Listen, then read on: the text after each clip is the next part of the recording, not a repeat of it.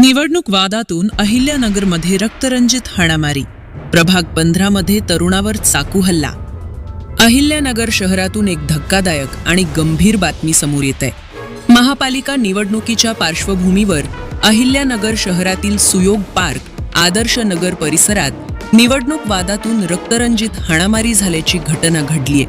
या हाणामारीत एका तरुणावर थेट छातीवर चाकूने वार करण्यात आल्याने तो तरुण गंभीर जखमी झाला असून या घटनेमुळे संपूर्ण परिसरात एकच खळबळ उडालीय. सध्या प्रभाग क्रमांक 15 मध्ये महापालिका निवडणूक अत्यंत चुरशीची झाली असून याच वादातून हा प्रकार घडल्याचे बोलले जात आहे. भाजप युतीचे उमेदवार दत्ता गडाळकर यांच्या कुटुंबावर प्रतिस्पर्धी उमेदवारांच्या नातेवाईकांनी जीव घेणा हल्ला केल्याचा आरोप करण्यात आलाय.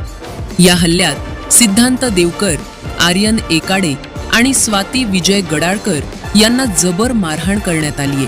तर एका तरुणाच्या छातीवर चाकूने वार करण्यात आल्याने त्याची प्रकृती अत्यंत गंभीर असून सध्या त्याच्यावर रुग्णालयात उपचार सुरू आहेत. या घटनेची माहिती मिळताच कोतवाली पोलीस ठाण्याचे अधिकारी तात्काळ घटनास्थळी दाखल झाले आणि परिस्थिती नियंत्रणात आणली.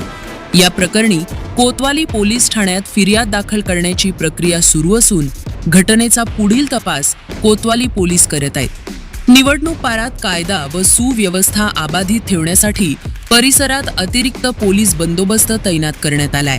अहिल्यानगरमधील या घटनेमुळे निवडणूक काळात वाढणाऱ्या हिंसाचारावर गंभीर प्रश्नचिन्ह उपस्थित झाले. अधिक माहितीसाठी स्टार इंडिया 1 न्यूज पाहत रहा.